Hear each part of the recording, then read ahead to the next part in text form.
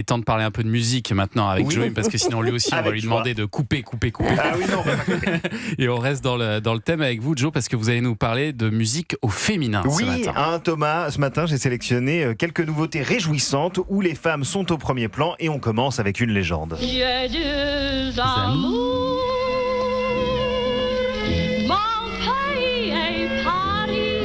Joséphine Baker, donc figure mythique du musical parisien des années 20, puis résistante forcenée qui planquait des plans d'opérations secrètes dans ses partitions et les transmettait pendant ses tournées, militante pour les droits civiques, première femme noire entrée au Panthéon, Joséphine Baker va avoir droit, et c'est peut-être pas trop tôt, à son biopic. Ne me dis pas que tu m'adores, mais pense à moi de temps en temps. Tout le temps même, c'est la française Maïmouna Doucouré qui dirigera la chanteuse, danseuse et actrice britannique FKA Twigs dans ce film qui a déjà reçu l'accord enthousiaste des deux fils de Joséphine Baker. Le tournage commencera à Paris cet automne. Et puis une autre artiste culte qui sera bientôt sur les écrans, mais pas pour un biopic. C'est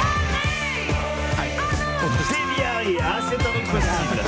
La chanteuse new-yorkaise de Blondie sera bientôt à l'affiche de la comédie Maitreya, dans laquelle elle incarnera une mère partie en voyage initiatique en Inde avec sa fille naturopathe New Age incarnée par Pamela Anderson. Voilà. Donc là, j'ai déjà envie de voir ce film. Je sais pas vous, mais moi si. Ah ouais, Camoulox. Et alors, on enchaîne avec l'incontournable Céline Dion. Oui, après avoir annoncé son retour et sorti son premier single en 7 ans, Céline Dion intègre le classement des 100 plus grandes voix de tous les temps du site Consequence. Alors attention, il ne s'agit pas des plus grandes chanteuses solo, c'est un classement mixte qui regroupe les artistes solo et les chanteurs et chanteuses de groupe. On y retrouve donc aussi bien Aretha Franklin en première position évidemment que Dolores O'Riordan, la chanteuse des Cranberries. 41% de ces artistes sont des femmes et Céline Dion arrive en 49e position.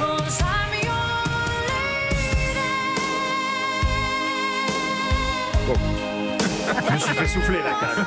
49e position, Céline Dion. 49e position, c'est trop bas. Mais après, il faut garder en tête que Consequence est un site anglo-saxon, donc ça manque un petit peu de diversité niveau nationalité. Céline Dion est l'unique chanteuse francophone du top 100 et l'islandaise Björk est la seule qui ne soit pas originaire des USA, du Canada ou du Royaume-Uni. Et Annie Cordy, non. Elle ne fait pas partie du top. C'est lamentable. Edith Piaf n'est pas dedans, c'est n'importe quoi.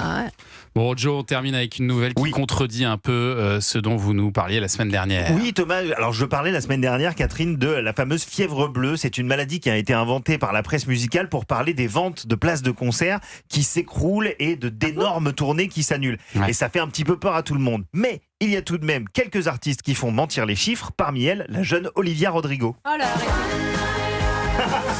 j'ai passé tout mon mardi devant Internet pour essayer d'avoir des places. Eh ben, malheureusement, vous faites partie des déçus. Non, j'en ai eu deux. Ah, génial. À la Défense Arena, c'est ça, ouais. À la Défense Arena. En avril. Ouais, on la compare à Taylor Swift, à Alanis Morissette. Son succès est de plus en plus conséquent. Et alors là, c'est le pompon. La tournée mondiale à laquelle Anissa va assister de près de 90 dates qui s'étendra du 25 septembre 2026 au 10 mai 2027 est déjà entièrement complète partout. C'était cher les places ou pas? Le monde. C'était dites honnêtement. Ouais, c'était cher. Oui, cher. 150 € la place parmi les moins chers. Mais c'est pas autant que Céline Dion. C'est-à-dire que ça ne faisait pas l'effet Céline Dion où ça augmentait chaque minute. Vous savez, des places et on finissait avec des places à 1 000 €. Mais c'est quand même une jauge assez chère. Oui, c'est quand même un gros investissement. C'est des places pour des adolescentes que j'ai achetées, donc c'est un budget quand même. C'est un vrai budget. Elle va faire un peu de marge, Olivia. Je pense qu'elle va faire un petit peu de marge, mais quand même bravo à elle parce que 90 dates partout dans le monde qui sont immédiatement remplies, c'est quand même, ça laisse présager d'un futur assez radieux pour la chanteuse. Voilà, donc bravo à elle, bravo. Et bravo les filles, hein, globalement. C'était l'objet de cette chronique Fayot. Il n'y a pas d'homme. Il n'y a pas d'homme. Il n'y a pas d'homme dans ma chronique, désolé. Non, pas aujourd'hui. Non, mais il n'y a pas d'homme qui si, il y a des hommes qui remplissent. Il y a des hommes qui remplissent, mais les plus grosses déclencheuses d'achat de places de concert, ça reste les femmes en fait. Ah oui.